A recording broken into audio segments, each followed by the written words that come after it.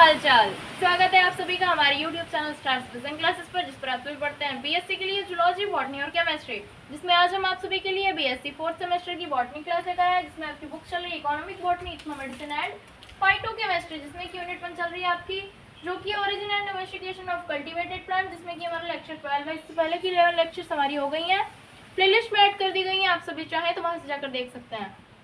सबसे पहले जो भी हमारा चैनल पढ़ना है, चैनल को सब्सक्राइब कर ले। आप सभी चाहे तो टेलीग्राम को ज्वाइन कर सकते हैं, वहाँ पर आप सभी को सारे वीडियोस की नोटिफिकेशन टाइम पर मिलती रहेगी। तो पिछले वीडियो में हमने क्या डिस्कस किया था? हमने चिकपी को डिस्कस किया था। आज की वीडियो में हम स्पाइसेस स्टार्ट करने वाले हैं, जिसमें कि हमारा फर्स्ट टॉपिक होने वाला है टर्मरिक, यानी कि हल्दी की स्टडी हम आज करने वाले हैं। तो सबसे पहले जानते हैं हम क्या है बॉटेनिकल नेम टर्मरिक का। कुरकुमा डोमेस्टिका, कुरकुमा डोमेस्टिका है हल्दी का। टर्मरिक का बॉटेनिकल नेम, और किस फैमिली से बिलोंग करता है ये? जिंजीबरेसी, जिंजीबरेसी फैमिली से बिलोंग करता है। उसका वर्नाक्युलर नेम क्या है? जैसा कि मैंने अभी बोला कि इसे हम हल्दी के नाम से जानते हैं। तो सबसे पहले हम जानेंगे कि हल्दी का ओरिजिन कहाँ हुआ और कहाँ कहाँ पर यह उगाया जाता है। तो क्या है, सबसे पहले हमें क्या जानना है? Turmeric is dried, cleaned and polished rhizomes, यानी कि टर्मरिक क्या है, हल्दी क्या है? Dried, cleaned and polished rhizome होता है हल्दी। It is native to south eastern Asia, यानी कि इसका नेटिव होम क्या है? साउथ ईस्टर्न एशिया, यानी कि हम साउथ ईस्टर्न एशिया में इसका ओरिजिन मान सकते हैं। हल्दी का ओरिजिन कहाँ हुआ? साउथ ईस्टर्न एशिया में।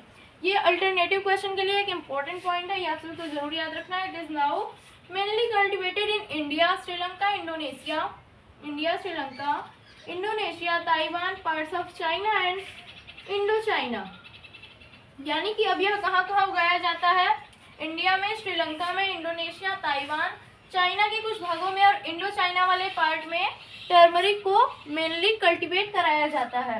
इन India it is largely cultivated in Andhra Pradesh, Tamil Nadu, Orissa, Karnataka and West Bengal, यानी कि इंडिया में यह अधिक मात्रा में कहाँ पर कल्टीवेट कराया जाता है? Andhra Pradesh, Tamil Nadu, Orissa, Karnataka and West Bengal.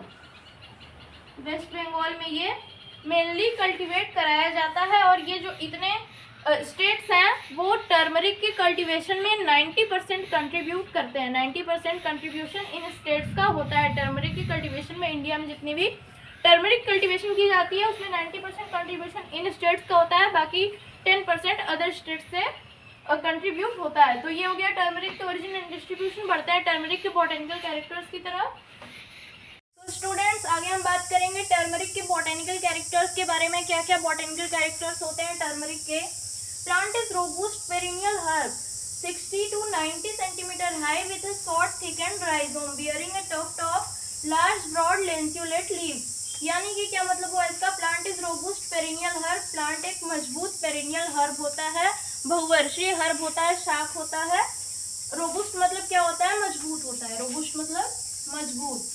Plant is रोबूस्ट, plant मजबूत पेरिनियल हर्ब होता है, जिसकी लेंथ कितनी होती है? 60 to 90 सेंटीमीटर होती है, विथ ए शॉर्ट थिकन्ड राइजोम, जिसमें कि एक छोटा और थिक राइजोम प्रेजेंट होता है, जो कि जिस पर क्या प्रेजेंट होता है? A tuft of large broad lanceolate leaves, यानी कि लार्ज ब्रॉड लेंसियोलेट लीव्स का एक गुच्छा। टफ्ट मतलब गुच्छा, जिस पर कि यानी कि राइजोम पर लार्ज ब्रॉड लेंसियोलेट लीव्स का एक गुच्छा प्रेजेंट होता है। Yellow flowers are borne in dense spikes, यानी कि जो येलो फ्लावर्स होते हैं वो डेंस स्पाइक्स पर बोर्न होते हैं, यानी कि उनका जो जन्म होता है फ्लावर्स का वो डेंस स्पाइक्स पर होता है।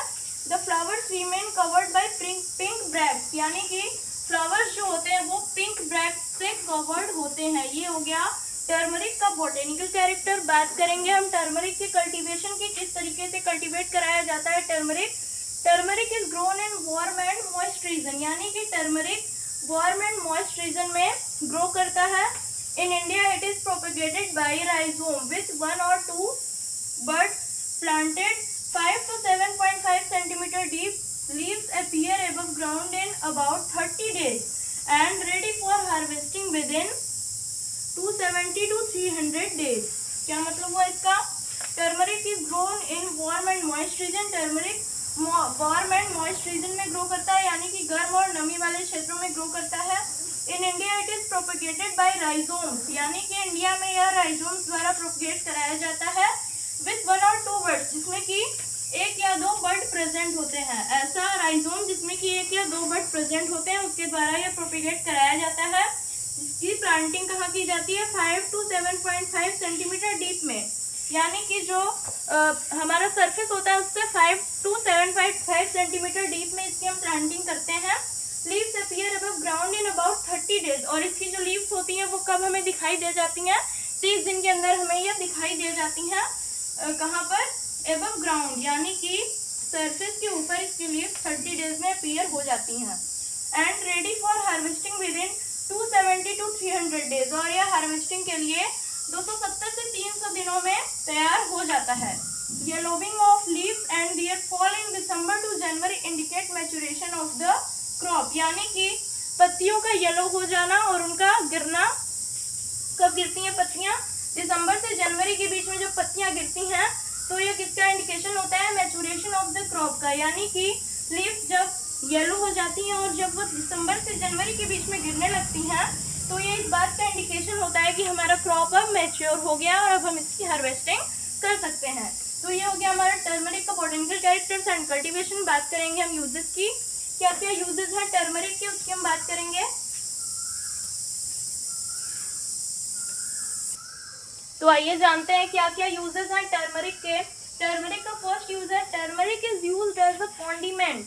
Turmeric is used as a condiment and colouring agent. यानी कि टर्मरिक का यूज मसाले के रूप में एंड कलरिंग एजेंट के फॉर्म में किया जाता है। यानी कि कलर करने के लिए एक ये महत्वपूर्ण सामग्री के रूप में यूज किया जाता है। और यह मसाले के रूप में भी, कॉन्डिमेंट मतलब मसाला होता है, मसाले के रूप में भी यूज किया जाता है। सेकेंड पॉइंट क्या है? It is use to colour, it is use to colour and flavour butter, cheese, pickles and other food stuffs. यानी कि यह कलर और फ्लेवर के फॉर्म में यूज किया जाता है। किसके लिए? बटर, चीज, पिकल्स यानी अचार एंड अदर फूड स्टफ्स के को कलर करने और उन्हें फ्लेवर देने के लिए यूज किया जाता है। किसका? टर्मरिक का।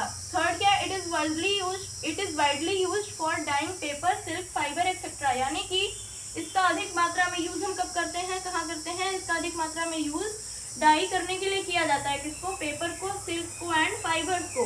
पेपर, सिल्क एंड फाइबर्स को डाई करने में इसका अधिक मात्रा में यूज किया जाता है। फोर्थ पॉइंट क्या है? It is useful in treating गाल स्टोन्स। यानी कि यह गाल ब्लैडर में जो स्टोन्स प्रेजेंट होते हैं, जिनको गाल ब्लैडर में पथरी होती है, उसके ट्रीटमेंट के लिए हम टर्मरिक का यूज करते हैं। It is use to aid digestion as a tonic. यानी कि यह डाइजेशन में भी हेल्प करता है एक टॉनिक के रूप में। यानी कि यह डाइजेशन में एक टॉनिक का कार्य करता है। यानी कि यदि हम टर्मरिक का यूज करते हैं तो यह हमारे डाइजेशन को सही रखता है। तो ये हो गए टर्मरिक के यूजेस। हमारी आज की वीडियो में बस इतना ही। नेक्स्ट वीडियो में हम किसकी बात करेंगे? ब्लैक पेपर की बात करेंगे। तो आप सभी से मेरी रिक्वेस्ट है, चैनल पर नए तो सब्सक्राइब करें, वीडियो को लाइक करें और अपने फ्रेंड के साथ भी शेयर करें। थैंक्स।